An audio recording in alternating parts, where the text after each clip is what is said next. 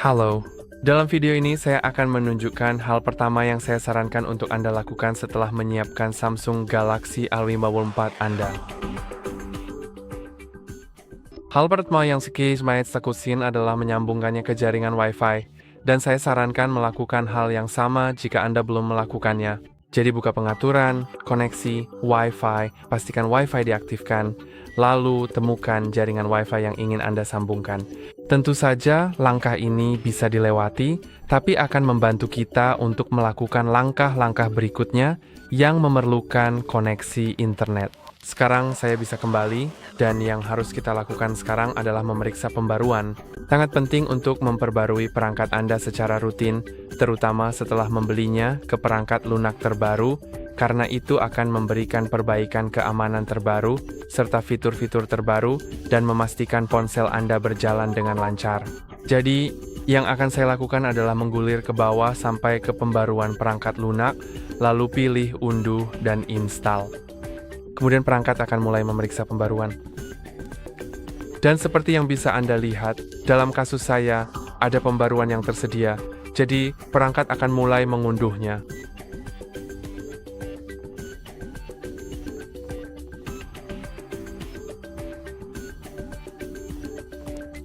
Waktu pengunduhan tergantung pada jenis pembaruannya dan juga tergantung pada koneksi internet Anda.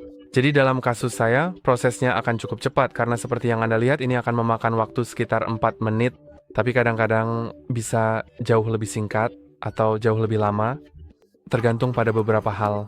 Dan selama proses ini berlangsung, Anda tetap bisa menggunakan ponsel Anda. Jadi saya akan mengubah waktu layar mati karena saya kurang suka layar saya menjadi gelap setelah sekitar 30 detik tidak digunakan. Saya lebih suka memakainya daripada HP, lebih suka memakainya lebih lama. Jadi yang perlu kita lakukan adalah masuk ke tampilan jika Anda ingin mengubahnya juga. Oh, tentu saja, itu opsional. Dan buka screen timeout, dan saya akan mengaturnya saya sarankan untuk mengaturnya menjadi 2 menit. Saya akan mengaturnya selama 10 menit, karena saya sedang merekam video, dan inilah alasannya. Tetapi, oke, mari kita kembali ke pembaruan perangkat lunak. Dan sekarang saya hanya akan menunggu dan saya akan kembali lagi saat proses instalasi dimulai. Saat proses instalasi dimulai, ponsel saya akan restart dan akan memakan waktu sedikit lebih lama dari biasanya untuk menyala kembali. Dan itu akan langsung menerapkan pembaruannya. Jadi mari kita tunggu.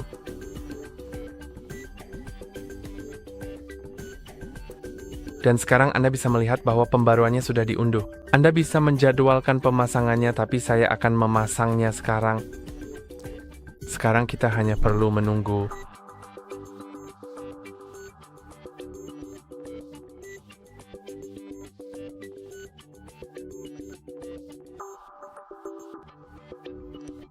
Jadi butuh waktu lebih lama dari yang saya perkirakan, tetapi seperti yang bisa kita lihat,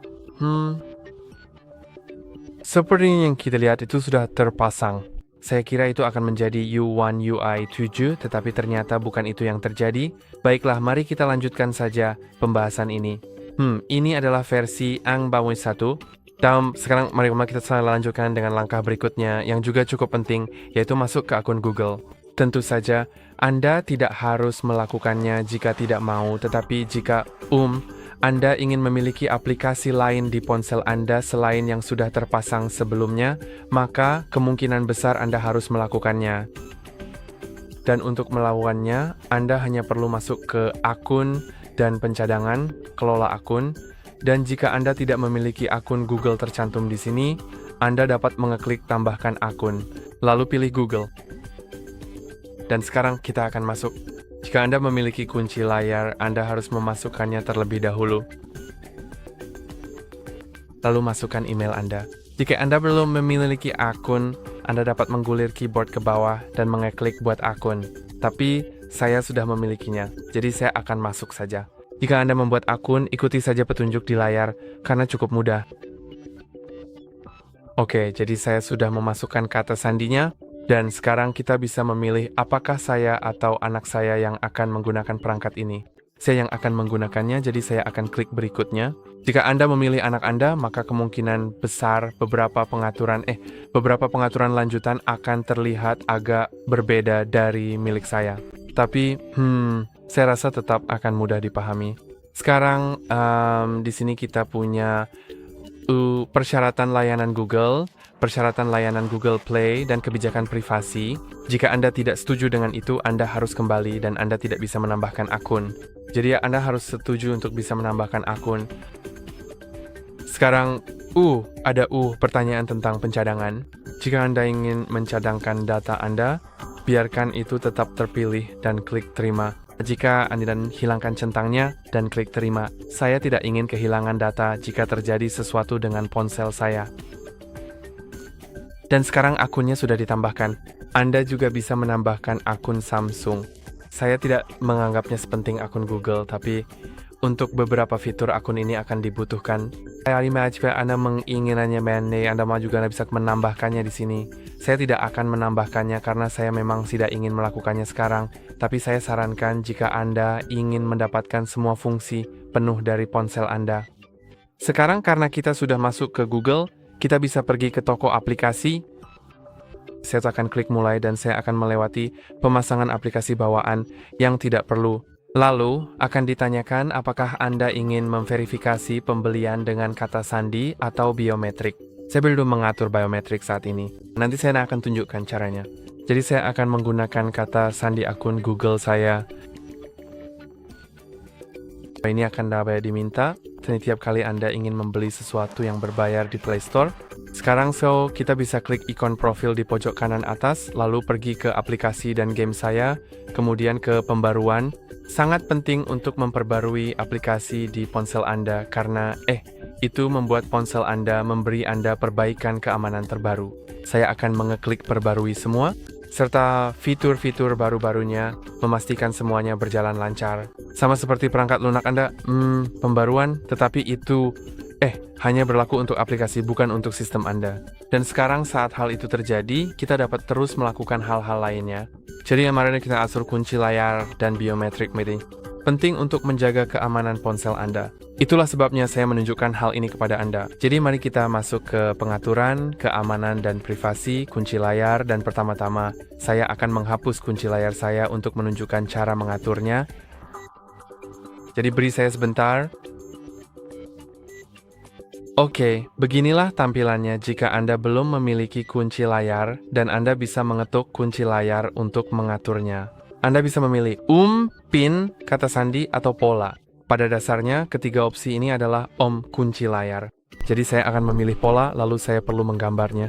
Dan sebelum kita lanjut, pastikan polanya cukup sulit ditebak, tapi mudah Anda ingat karena jika Anda lupa, Anda harus mereset ponsel dan semua data akan terhapus.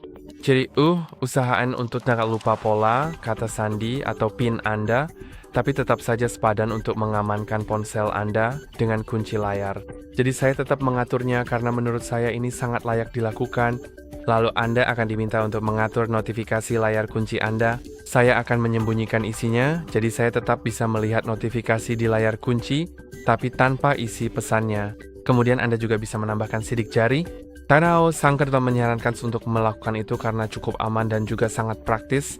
Jadi saya akan klik lanjutkan, lalu daftar dan sensor sidik jarinya tersembunyi di bawah layar di sini. Jadi kita hanya perlu mengetuknya, lepaskan, ketuk, lepaskan, dan lakukan itu beberapa kali seperti ini.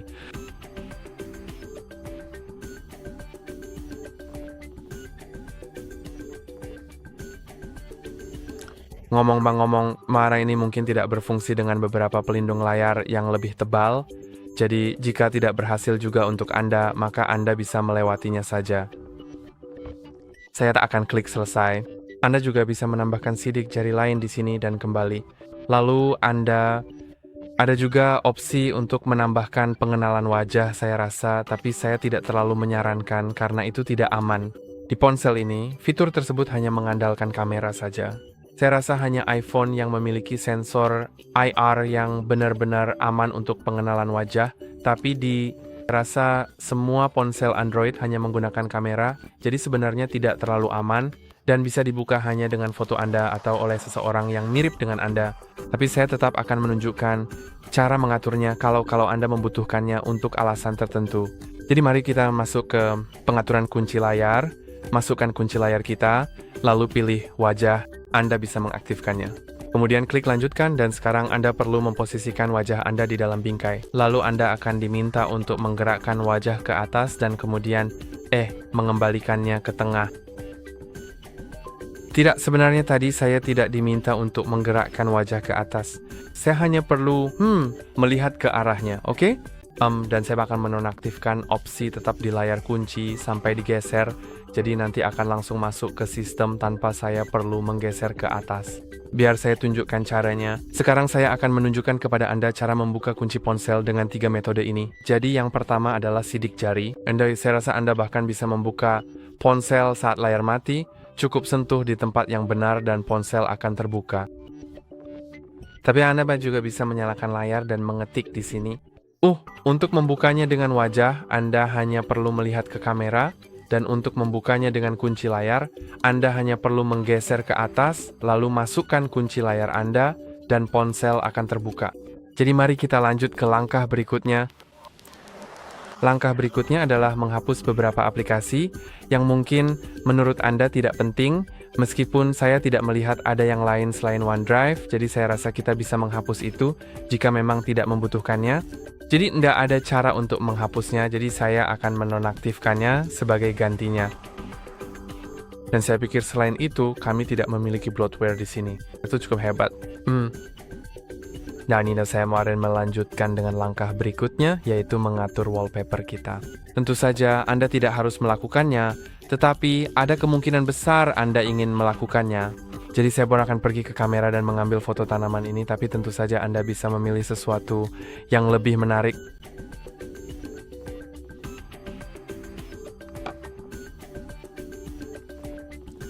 Sekarang saya akan masuk ke pengaturan wallpaper dan gaya, lalu ubah wallpaper. Lalu Anda bisa memilih dari yang ditampilkan atau yang lainnya. Anda juga bisa pergi ke layanan wallpaper, tapi saya akan masuk ke galeri, pilih foto ini, lalu klik selesai. Lalu Anda bisa memilih apakah ingin menaruhnya di layar kunci, di layar utama, atau di keduanya. Saya akan membatalkan pilihan layar utama dan klik berikutnya. Lalu Anda juga bisa menyesuaikannya sedikit, ubah ke zoom dan sebagainya. Menurut saya itu sudah terlihat cukup bagus. Dan saya juga akan mengganti warna jam ini karena menurut saya warnanya kurang bagus. Ya, sekarang kelihatan lebih baik. Anda juga bisa mengubah gaya jam jika mau. Tapi, itu tidak terlalu penting. Lalu saya akan klik selesai. Dan mari kita lihat layar kunci kita sekarang. Terlihat cukup bagus. Dan layar utama kita tentu saja tidak berubah. Sekarang yang perlu kita lakukan adalah klik pada notifikasi. Jadi, geser ke bawah dari bagian atas layar Anda, lalu cari selesaikan pengaturan galaksi Anda. Sekarang Anda bisa memilih apakah Anda ingin menyalin data dari galaksi lama Anda, Android, iPhone, atau apapun. Anda bisa langsung pilih di sini. Tapi saya akan mengaturnya secara manual. Tentu saja Anda juga bisa menyalin data nanti dengan aplikasi Smart Switch yang sudah terpasang secara default di ponsel Anda.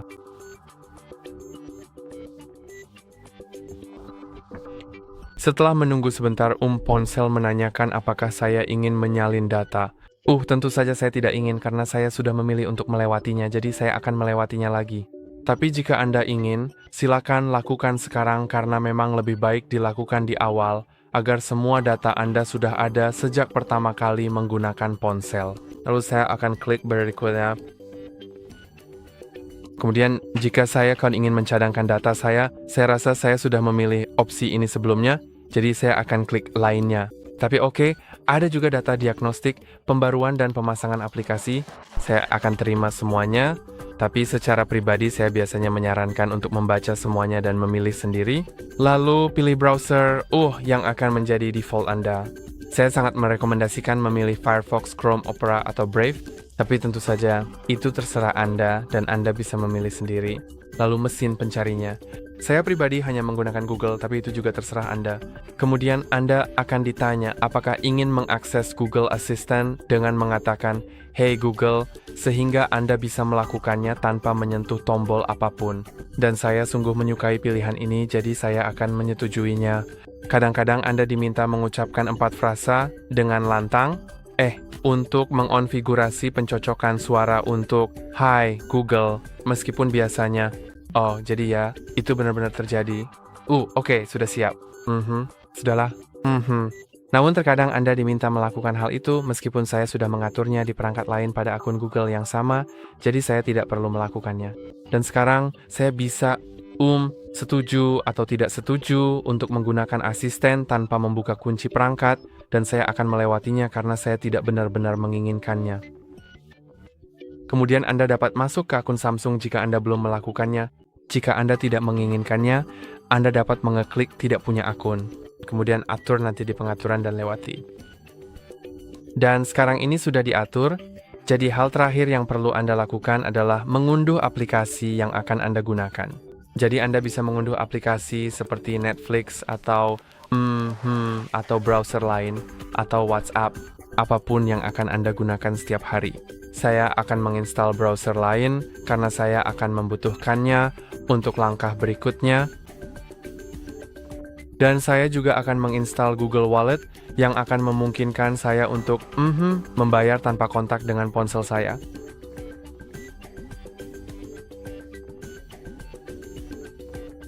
Karena di Samsung secara default, terkadang saya tidak melihatnya di sini, tapi seharusnya ada aplikasi, seperti yang disebut Samsung Wallet atau semacamnya. Dan, tentu saja Anda bisa menggunakannya jika mau, tapi saya sendiri tidak ingin menggunakannya karena saya harus masuk ke akun Samsung untuk memakainya, dan saya lebih suka memilikinya, lebih suka menggunakannya di akun Google. Juga, LinkedIn baru saja muncul, jadi saya akan langsung menghapusnya. Jika ada sesuatu yang muncul, biasanya kalau ada yang muncul, itu hanya terjadi sekitar 1 jam setelah Anda menyiapkan ponsel Anda. Setelah itu, tidak akan ada lagi yang muncul secara acak. Mari kita lihat apakah aplikasi-aplikasi yang saya inginkan sedang diinstal.